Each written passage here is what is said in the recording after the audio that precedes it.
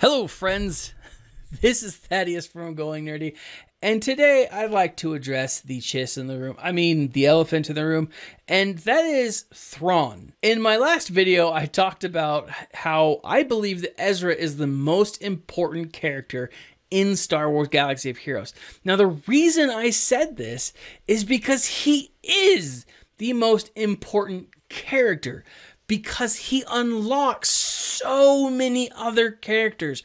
He is a great character. He is not the best character. I am hesitant to say there is a best character. There are MVPs in this game. There are very valuable players in this game. And as was mentioned in the comments, Thrawn is one of them. Thrawn is quite possibly the most valuable player, but that is even super debatable. So what I want to do is in this video, and this video may possibly become a series, I want to go over why Thrawn is a very valuable character, because he is, guys. This video has always been on my timeline. It has been something that I've been working on off and on for the last little bit. I wasn't expecting to have to launch it so soon. Yeah, what I want to do is I want to go over Thrawn's kit and talk about what makes him valuable. I'm going to go over areas of the game where Thrawn is valuable, and I want to talk about how to mod Thrawn. If you agree with me, great. If you don't agree with me, great. Leave a comment and let me know what I got wrong. Let me know what you think I got wrong. Explain to me why you think I'm wrong. I love these conversations, but let's jump right into it. Thrawn has one of the best kits in the game, and what's really interesting is he's really kind of useful in like every area of the game. His abilities are twofold. They're great with just the regular, PvE, and they're great with PvP. When it comes to PvE, they're great in the raids. They're great in territory battles or wars. They're great in a number of different aspects of this game. His first ability, Manipulate, it helps you control the timing of the fight, and that is crucial to winning in this game, right? Everyone knows that. Fracture, oh my gosh, like a perma stun, that's ridiculous. I love Fracture. Fracture is one of the funnest things to do. Fracture can't be copied or duplicated, which kind of sucks, but it makes sense. It's a great ability. Fracture is awesome. Now, what it does is it sets the character's ability or speed to 0. But again, only non-raid boss characters. They can't gain buffs, bonus attacks, or bonus turn meter. What I think you can gain Yoda's buff, or Hermit Yoda's buff. I think that is still possible. For raid bosses, it gives them minus 50% speed. It doesn't stack with speed down. They can't gain buffs, and they have a negative 30% counter chance, which is great, which is really awesome. Grand Admiral's Command, his special ability, swaps turn meter and allows other players to go. This is super beneficial if you have a really powerful player, or if you have a player that's about to die. It also gives them 40% protection recovery. It also gives Thrawn that protection recovery, which again is great. His legendary strategist ability is his first Zeta-able ability. It is solid with an Empire team. It is a great Empire lead. Essentially, when anything happens to them, they gain turn meter. That's awesome. Whenever an Empire ally gains or loses a status effect, they recover 2% protection. Empire allies gain a new special ability, Maneuver. I don't use Maneuver as much as I probably should. I don't use Thrawn as a leader as often as I should. I don't have a solid Empire team that doesn't compose Emperor Palpatine and Darth Vader.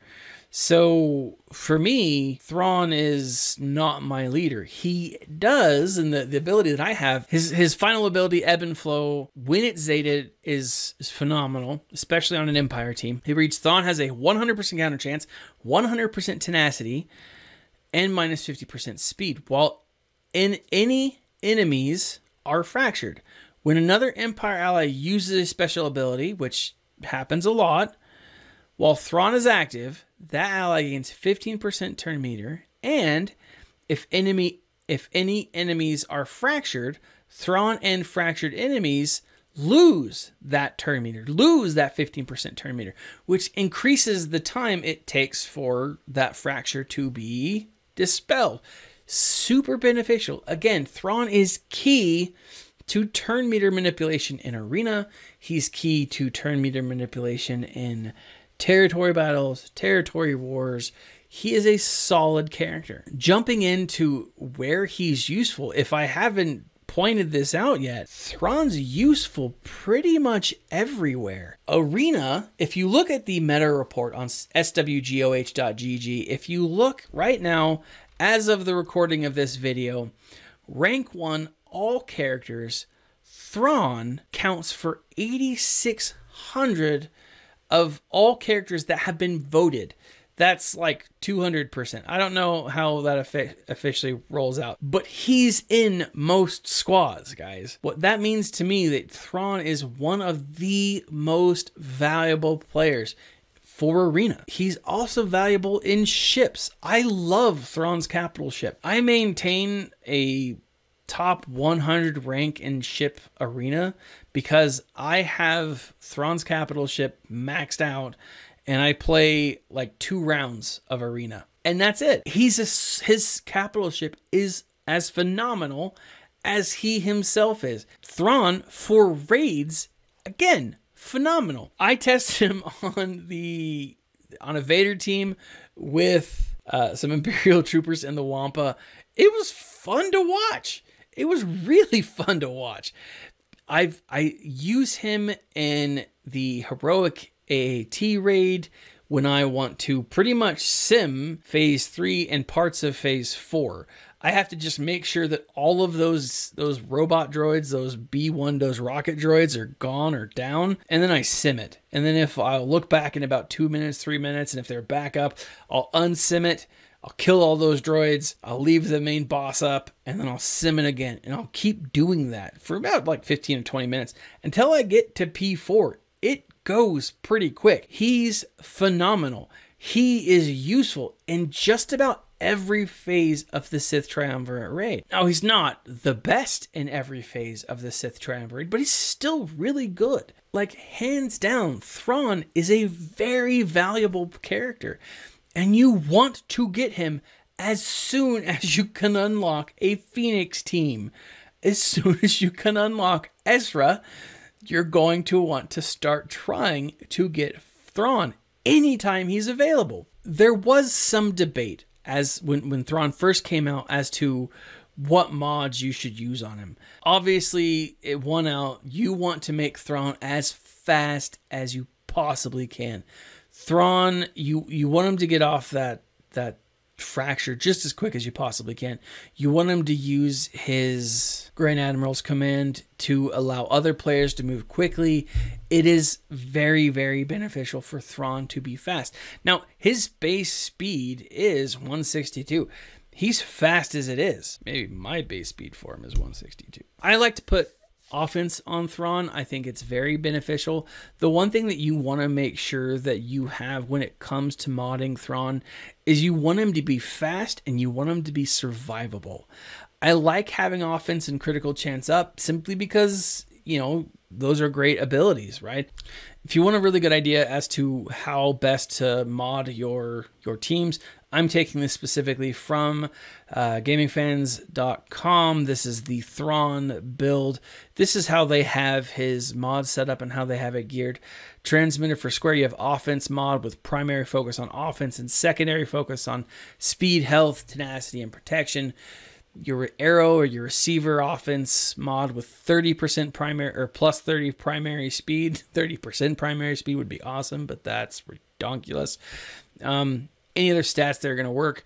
The diamond, the processor offense mods with a primary focus on defense and a secondary focus on speed, health, defense, and protections. Hollow array offense mod with a 36% critical damage is definitely where you want to go. That critical damage with Thrawn is going to be very, very valuable and it's going to be very helpful. The data bus, the circle, is critical chance mod with a primary focus on protection and a secondary focus on speed, protection, critical chance, and offense. If you can't get all of those things, definitely you want speed, protection is pretty common with the circles. I don't know, like critical chance is good and offense is good, but in my mind, speed and protection are going to be very useful here. And if you have those things, you're probably doing okay. The plus sign, the multiplexer, critical chance mod with primary focus on defense and a secondary focus on speed, protection, defense, and offense. Now, you could also go with tenacity, depending on where his tenacity is. I don't think you necessarily need it. Potency you want to avoid here because he doesn't need potency, really. And this is just what I think, guys. Thrawn is by far one of the most valuable characters in this game currently. Is he the most valuable character in the game? There are going to be people that argue that. I wouldn't say he's the most valuable character in the game. He's a very useful character. That is not at dispute because that can't be disputed. Thrawn is amazing. But the most valuable player, I hesitate to say this is the most valuable player because things change. Thrawn has been the most valuable player at times. He will probably be the most valuable player again, but things change. It ebbs, it flows, things change, right? The universe moves on. Thrawn is a solid character, and I do think that a lot of you who called me out said, I do believe Ezra is the most important, but only because he can unlock so many other characters. He helps to unlock so many other characters. Thrawn is a more valuable character than Ezra. He is a more valuable character than a lot of characters. And he is someone that everyone should be working towards. What do you guys think? Who do you think rivals Thrawn in value? Who do you think is as beneficial to more teams like Thrawn is? Leave a comment in the section below. Let me know what you think. I'm very curious. This has been Thaddeus from Going Nerdy, my friends. And as always, stay nerdy.